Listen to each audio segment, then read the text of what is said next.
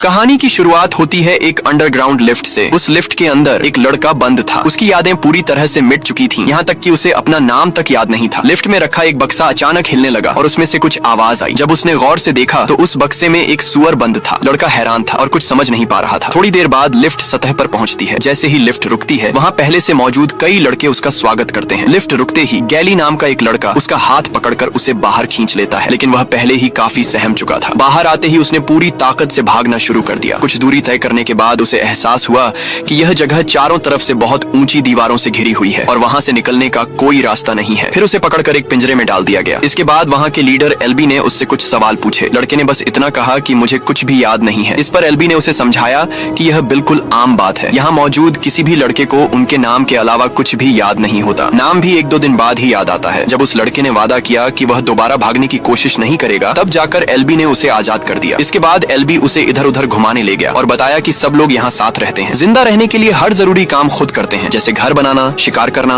और बाकी जरूरी काम। अगर कुछ और चाहिए होता है तो वह चीजें उसी लिफ्ट से आती हैं, जिसे सब लोग बॉक्स कहते हैं। हर महीने बॉक्स से उनके लिए नई सप्लाई आती है और उसके साथ एक नया लड़का भी भेजा जाता है, लेकिन किसी को ये नहीं पता कि उन्हें यहाँ कौन और क्यों भेजता है। इसी दौरान उस नए लड़के की नजर दीवार में बने एक अजीब से दरवाजे पर पड़ी। तब एल्बी ने उसे 3 खास नियमों के बारे में बताया। पहला, अपना काम खुद करना। दूसरा, किसी को नुकसान नहीं पहुंचाना। और तीसरा, उस दरवाजे के पास गलती से भी नहीं जाना। एल्बी के जाते ही चक नाम का एक लड़का उसके पास आया ताकि उसका साथ दे सके, लेकिन नए लड़के की निगाहें बस उस रहस्यमयी दरवाजे पर टिकी थीं। उसके मन में लगातार यही सवाल गूंज रहा था कि आखिर उस दरवाजे के पीछे क्या छुपा है। और तभी उसकी नजर उस दरवाजे से निकलते हुए बेन और मीनो पर पड़ी। ये देखकर वो चौंक गया, क्योंकि एल्बी ने साफ कहा था कि उस दरवाजे में जाना मना है। तभी चक ने उसे समझाया कि वहाँ सिर्फ कुछ खास लड़के ही जा सकते हैं, जिन्हें सब रनर्स कहते हैं। उसने ये भी बताया कि उस दरवाजे के पीछे असल में एक भूल भुलैया है। ये सुनकर नए लड़के की जिज्ञासा और बढ़ गई। वह दरवाजे को और करीब से देखने ही वाला था कि तभी गैली ने आकर उसे जोर से धक्का दिया और वो नीचे गिर पड़ा। इससे उसे गुस्सा आ गया और वो सब पर चिल्लाने लगा, लेकिन तभी अचानक दरवाजा बंद हो गया। उस शाम सबने नए लड़के के आने की खुशी में एक छोटी सी पार्टी रखी। वहीं न्यूट ने उसे बताया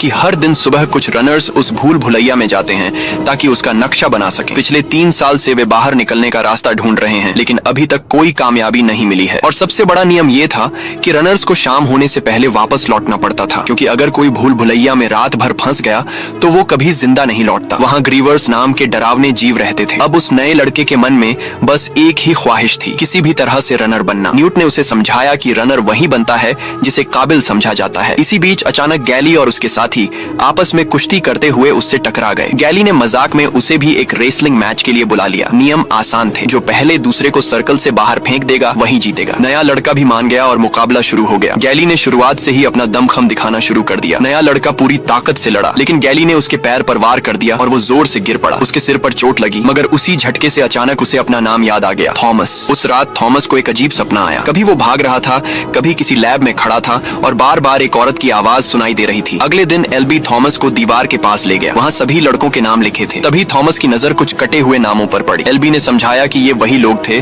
जो अब जिंदा नहीं रहे। थोड़ी देर बाद थॉमस जंगल की ओर सामान लेने गया। वहाँ पेड़ों से लटके हुए कुछ कंकाल दिखाई दिए। तभी उसकी मुलाकात बेन से हुई, जो अजीब तरह से बर्ताव कर रहा था। इससे पहले कि थॉमस कुछ समझ पाता, बेन ने अचानक उस पर हमला कर दिया। थॉमस ने बचने के लिए पहले उसके सिर पर एक कंकाल से मारा और फिर जोर से मदद के लिए चिल्लाता हुआ भाग गया। बेन लगातार थॉमस का पीछा करता रहा, लेकिन किस्मत से थॉमस समय रहते बस्ती तक पहुंच गया। वहां न्यूट ने तुरंत बेन को रोकने के लिए उसके सिर पर वार किया। इसके बाद सबने मिलकर बेन को कैद कर लिया और उसके शरीर की जांच की। तभी उनके सामने उसके पेट पर एक अजीब सी चोट दिखाई दी। ये देखकर सब चौंक गए और उसे पिंजरे में डाल दिया। फिर एल्बी ने थॉमस को समझाया कि दरअसल बेन एक खास प्रोसेस से गुजर रहा है, जिसे चेंजिंग कहा जाता है। ये तब होता है जब भूल भुलैया में मौजूद ग्रीवर्स अपने डंक से हमला करते हैं, लेकिन ये पहली बार था जब ये असर दिन की रोशनी में हुआ था। बेन की हालत लगातार बिगड़ रही थी, इसलिए दरवाजे बंद होने से पहले ही उन्होंने उसे भूल भुलैया में छोड़ दिया। उसी रात थॉमस को फिर से सपना आया। उसने देखा कि वही औरत उस लैब में मौजूद है। इस बार उसके सपने में एक लड़की भी नजर आई, जो उसी एक्सपेरिमेंट का हिस्सा थी। सुबह होते ही थॉमस ने देखा कि एल्बी रनर न होते हुए भी भूल भुलैया के अंदर गया था। न्यूट ने बताया कि एल्बी असल में बेन के पैरों के निशानों को फॉलो करने गया है, ताकि पता चल सके कि उसे आखिर दशा कहाँ गया था। साथ ही उसने ये भी बताया कि सबसे पहले इस जगह पर एल्बी ही आया था। लिफ्ट से बाकी लोगों के आने से पहले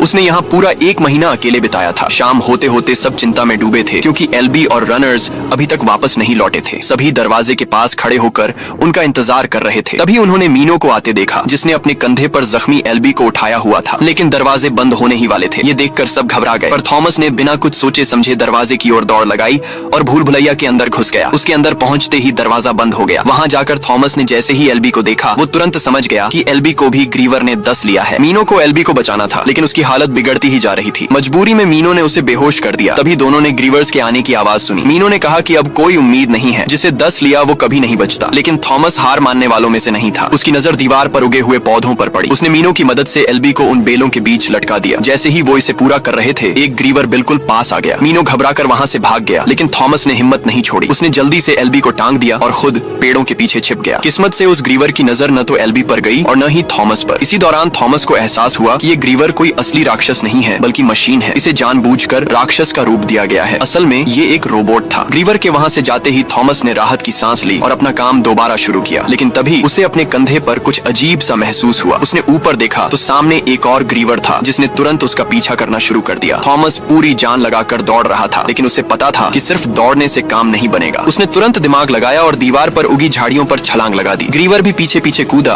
और उसके लंबे नाखून उन झाड़ियों में फंस गए। इस मौके का फायदा उठाकर थॉमस ने थोड़ा समय पा लिया। तभी मीनो भी वहां पहुंच गया। थॉमस की नजर अचानक तेजी से बंद होती हुई दीवारों पर पड़ी। उसने उसी का फायदा उठाने का फैसला किया। वो ग्रीवर को उस जगह तक ले गया जहां दीवारें एक दूसरे की ओर सिमट रही थीं। और जैसे ही ग्रीवर वहां पहुंचा, उसका बड़ा सा शरीर उन दीवारों के बीच बुरी तरह कुचल गया। अगली सुबह सब ये देखकर हैरान रह गए कि थॉमस और मीनो पूरी रात भूल भुलैया में रहकर भी एल्बी को जिंदा वापस ले आए। मीनो ने सबको बताया कि थॉमस की प्लानिंग की वजह से ही वो लोग एक ग्रीवर को मार पाए। कुछ देर बाद एक मीटिंग बुलाई गई। गैली चाहता था कि नियम तोड़ने के लिए थॉमस को सजा मिले, लेकिन मीनो और बाकी सबका मानना था कि थॉमस को रनर बना देना चाहिए, क्योंकि वो काबिल है। गैली को छोड़कर सब लोग इस पर राजी हो गए। तभी अचानक लिफ्ट के ऊपर आने की आवाज सुनाई दी। सब चौंक गए, क्योंकि इतनी जल्दी लिफ्ट नहीं आनी चाहिए थी। जब वो नीचे पहुंचे तो उन्होंने देखा कि लिफ्ट में एक लड़की थी। उसे देखते ही थॉमस हैरान रह गया। वो वही लड़की थी जिसे उसने अपने सपनों में देखा था। लड़की के पास एक नोट भी था, जिसमें साफ लिखा था कि वही आखिरी सदस्य है जिसे यहाँ भेजा गया है। अचानक लड़की होश में आई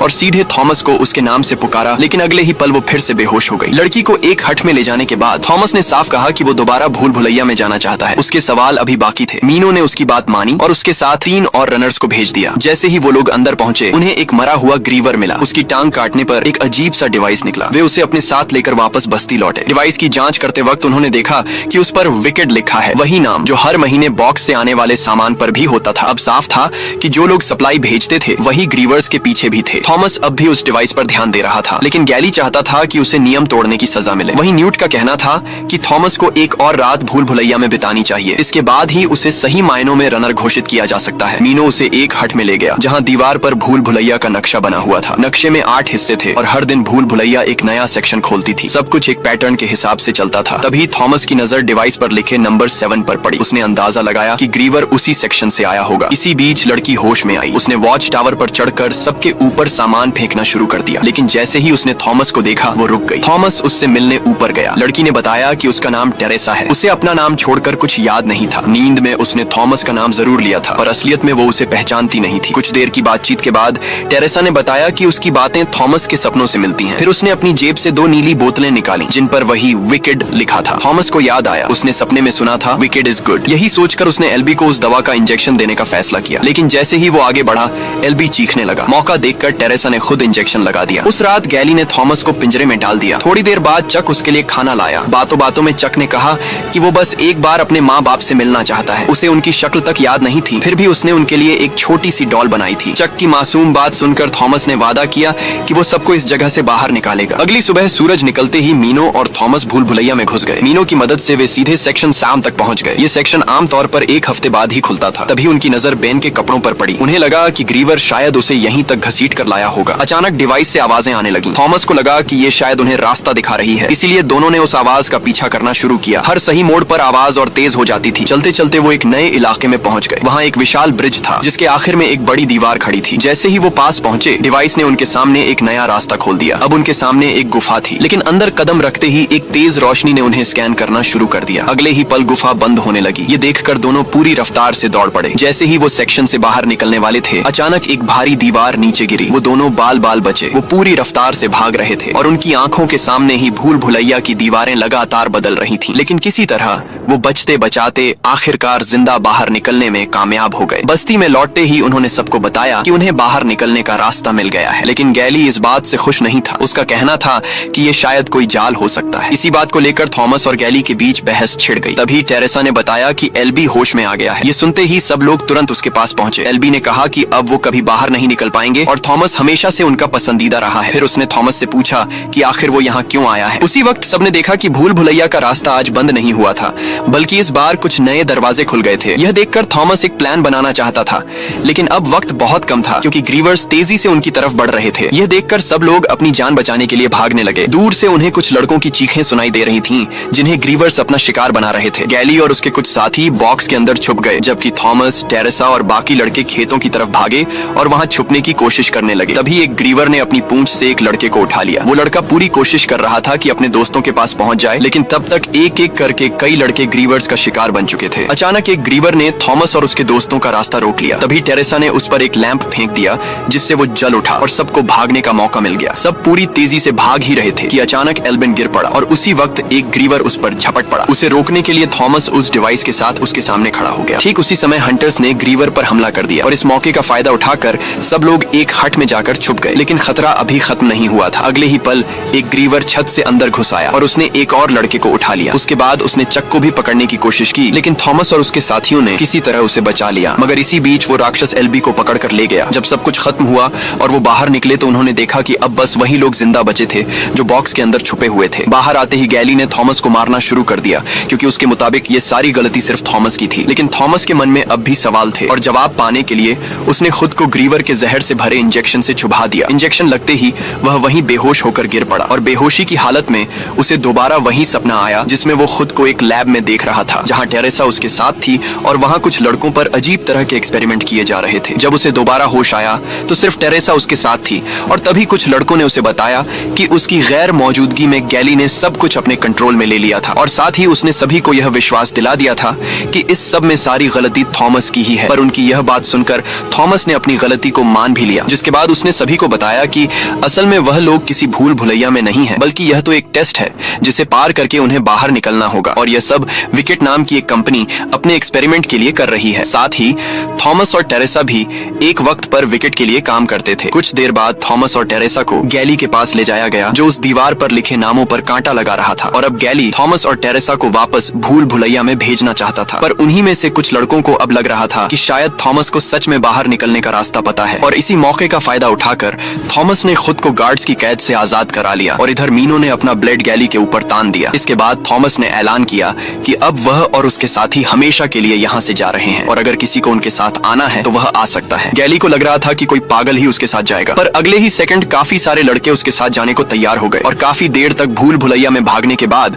आखिरकार वो लोग सेक्शन C के दरवाजे के बाहर पहुंच गए, जहां उनका सामना एक और ग्रीवर से हुआ। इस लड़ाई में उन्होंने बड़ी ही चालाकी से उस राक्षस पर हमला किया, पर इसके बावजूद भी कुछ लड़के खाई में गिर गए और तभी टेरेसा ने उस राक्षस पर हमला करते हुए गलती से डिवाइस को खाई की तरफ फेंक दिया और जैसे ही चक उसे उठाने के लिए गया तो उसकी नजर एक और ग्रीवर पर पड़ी, जो कि ऊपर की तरफ आ रहा था। पर जैसे ही चक ने इस बारे में सभी को बताया, उन्होंने उस राक्षस को अपनी पूरी जान लगाकर वापस खाई में फेंक दिया। पर तभी दो और ग्रीवर्स वहां पहुंच गए, जिसके चलते उनमें से काफी सारे लड़के मारे गए। पर वहीं दूसरी तरफ टेरेसा और चक ने डिवाइस की मदद से उस दरवाजे को खोल दिया। दरवाजे के सामने खड़े होकर उन्हें पता चला कि इसे खोलने के लिए एक खास 8 डिजिट का कोड डालना होगा। थॉमस को तुरंत अंदाजा हो गया कि यह कोड भूल भुलैया के सेक्शनों की सीक्वेंस से जुड़ा हुआ है। मीनो ने उन्हें वह सीक्वेंस बताना शुरू किया, लेकिन तभी अचानक एक ग्रीवर ने उस पर हमला कर दिया। तभी एक लड़का अपनी जान जोखिम में डालकर राक्षस की ओर कूद गया, जिससे मीनो बच गया। जैसे ही मीनो ने पूरा सीक्वेंस बताया, दरवाजा धीरे धीरे खुल गया। उसी समय भूल भुलैया की ऊंची ऊंची दीवारें अपने आप बंद होने लगी। दरवाजे के पार जाते ही वे लोग एक लंबी टनल में पहुंचे, जो देखने में किसी फ्यूचरिस्टिक सेटअप जैसी लग रही थी। उस टनल में चारों ओर लाइट्स लगी हुई थी और रास्ता उन्हें आगे की ओर ले जा रहा था। कुछ ही देर में वे एक बड़े लैब के अंदर पहुंच गए। वहां का नजारा डराने वाला था। हर जगह साइंटिस्ट और गार्ड्स की लाशें बिखरी पड़ी थी। मेन रूम में उन्होंने कई कैमरे देखे, जिनसे साफ था कि उन पर 24 घंटे नजर रखी जा रही थी। थॉमस ने पास रखा एक बटन दबाया तो सामने एक वीडियो चल पड़ी। उसमें वही औरत थी जिसे थॉमस ने अपने सपनों में देखा था। उसका नाम था डॉक्टर एवा, जो कि विकेट की डायरेक्टर थी। वीडियो में उसने बताया कि कई साल पहले सूरज की तपिश ने पूरी धरती को झुलसा दिया था, जिसके बाद इंसानों के लिए